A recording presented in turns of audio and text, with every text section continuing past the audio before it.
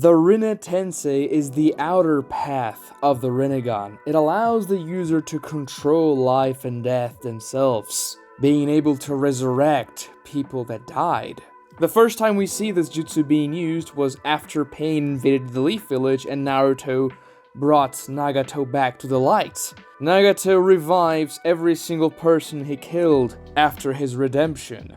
Is that a cop-out? Well, yeah, kinda. Some people really dislike this part of the story, saying that Kishimoto chose the easy way out by just reviving everyone with a jutsu that came out of nowhere. On the other hand, I see the value of making Naruto's choice of not wanting to outright destroy Nagato but talk to him and try to bring him back, what revived and saved everyone in the village, and therefore that's how Naruto broke the cycle of hatred, and that's how Nagato broke the cycle of hatred as well, by acknowledging that death only brings pain and that's not going to make things better. And by reviving the people he killed in the village, he would be able to stop this cycle because people will no longer hate because their friends and families aren't dead. I think this ability should have been foreshadowed a bit better in the story. It did come out of nowhere in the Pain arc, but still, the ability to just resurrect a person that you know without them being nerfed or anything like that, without them being just a zombie like the Edo Tensei, this is insane. It is literally the power of a god, and yes, the Rinnegan is supposed to feel that way, godly powers. The problem is, this ability may be too powerful for the story's narrative, and it may break some stuff. When Nagato used to bring the people in the Leaf Village back, he said he still had time to bring everyone he killed during the invasion with Rinne Tensei. This implies that there is some sort of time limit to the ability. However, when we see the ability used again in the War Arc, it revives Madara Uchiha, who had been dead for over a decade. This is one of the instances where the jutsu was changed over the course of the story. Now perhaps this wasn't a change at all, but something that the jutsu itself does. Maybe if you want to resurrect a large number of people at the same time, they need to have been killed not very long ago. Pain destroyed the Leaf Village, a couple of hours before Naruto met Nagato at most. So yeah, this seems like a reasonable time limit. However, if you want to bring somebody back that was dead for a long time, then you are only going to bring that one person back, and that's it. This seems a reasonable trade-off to me. If you want to bring an ancient person back, the person's soul will be much more invested into the Pure Lands and more difficult to bring back, while if you want to bring back a lot of people that were killed recently, their souls will still be lingering around, closer to the impure world of Naruto, which is the world of the living, essentially. That's how they name things in the lore. So it takes way less power to bring back people that were killed a couple of hours ago, and therefore you can bring them all at once back. And if you want to bring back an old fart like Madara, you're gonna have to exert a lot more effort. The thing is, this isn't the only thing that's changed about the jutsu, no. And that's where the retcon actually happened. The first time Nagato was about to use the Rinne Tensei, Konan thought to herself that Nagato didn't have enough chakra left to remain alive after using the jutsu. Now her wording implies that Nagato wouldn't necessarily die to perform the jutsu, it was just a matter of him not having enough chakra to survive this. Her thoughts even imply that she saw this jutsu before because, well, she is commenting on it and saying, "No, Nagato, don't use this jutsu, you are on your limits, you're gonna die, don't do that."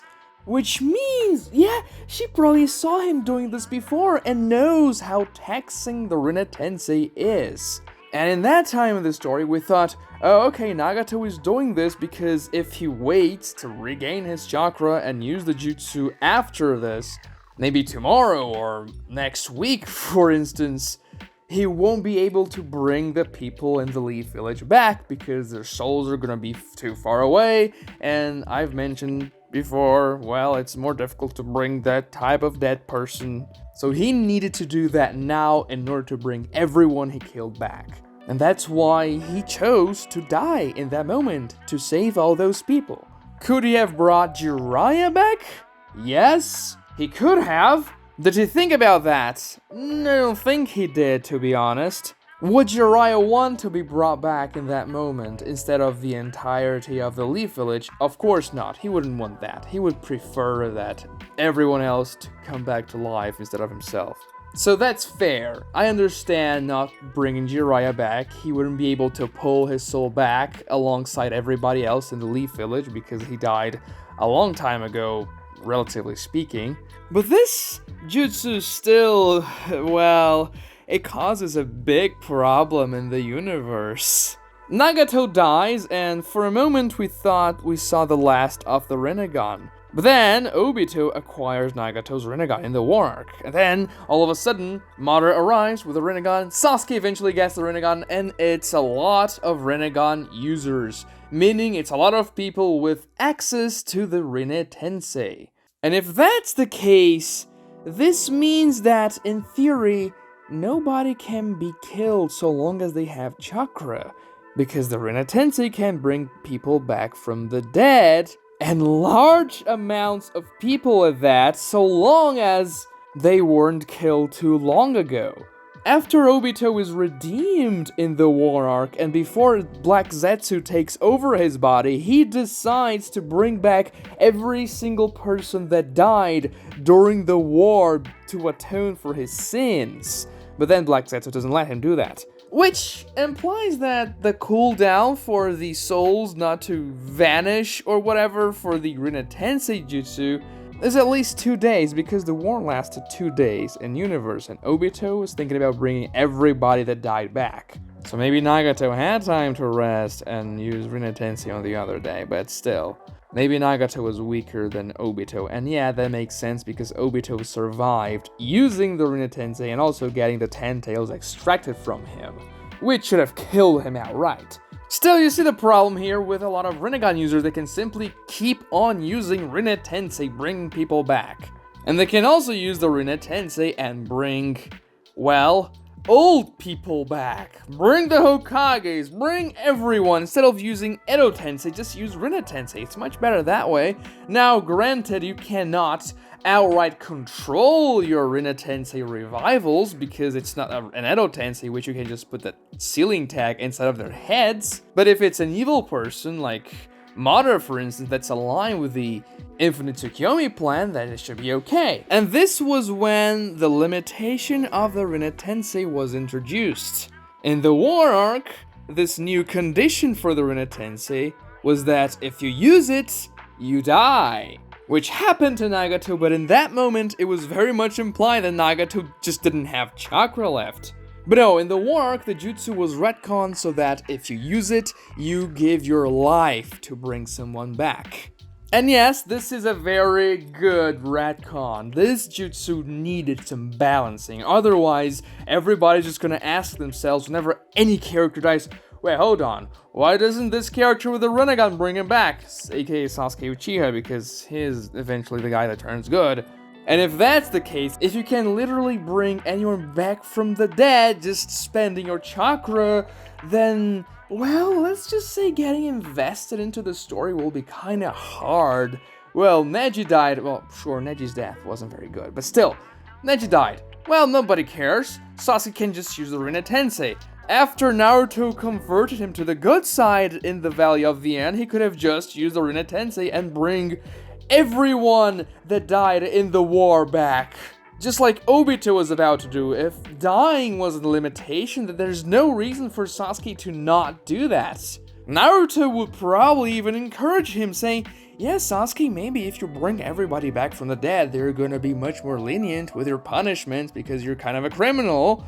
But that never happens, of course, because there's this new limitation. And in order to explain that from an in-universe perspective, not just because Kishimoto had to nerf the jutsu, otherwise it would kind of destroy the entire story, you could say that in the time Nagato was using the jutsu, he knew he would die performing the Rinne Tensei. He knew the jutsu, he knew how to use it, and he probably told Konan about the jutsu and about what would happen to him.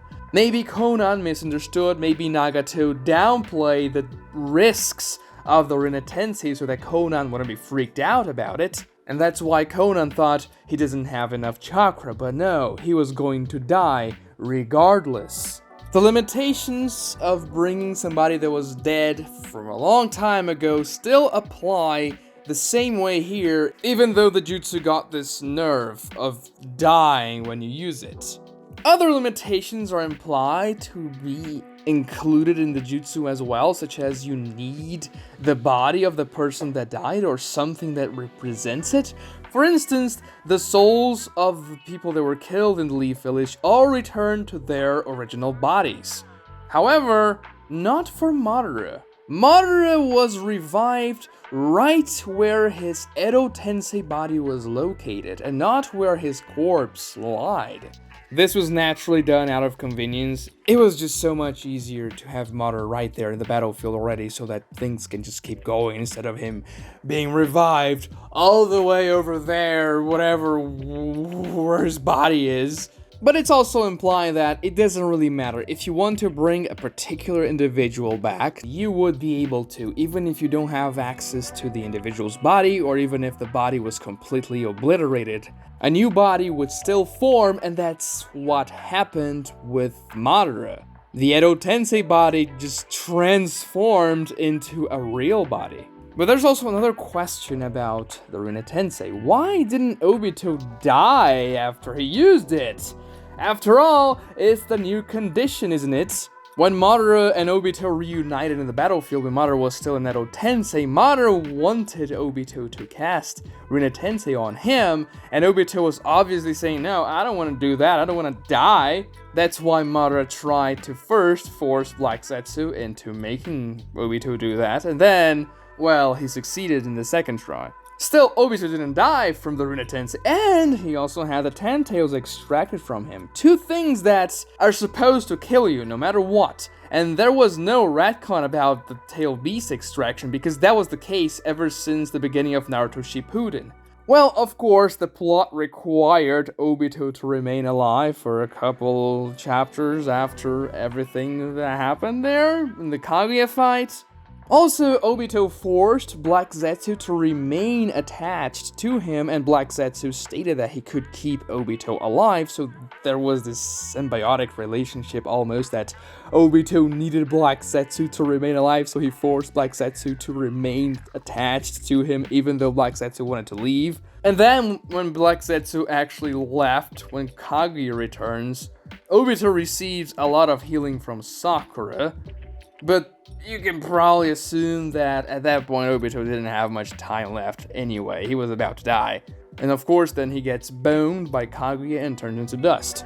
We saw Kushina, for example, surviving a long time after the Nine Tails was extracted from her. She was even able to dive in front of the Nine Tails' claw to save Naruto. And we don't know exactly how long it took for Nagato to die after he cast the Rinne Tensei. And of course, he was already out of chakra, so probably not as long as Kushina, but we just don't see. It kind of cuts away after everything happens, and we don't see Nagato dying. It's just implied and obvious that he did. So yeah, Obito is just this powerful guy. He was the Nichuriki of the Ten Tails, which means he has some 6 paths chakra remaining in his body, just this lingered chakra that's still in him. That's one of the reasons he's able to pass on his dual Mangekyo Sharingan onto Kakashi from the grave, essentially.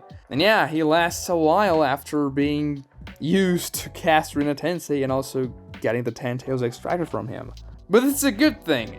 The Rinne Tensei retcon had to happen, otherwise the story would unravel. Subscribe to this channel if you enjoy my content, like this video to help me out, it really helps a lot with the YouTube algorithm.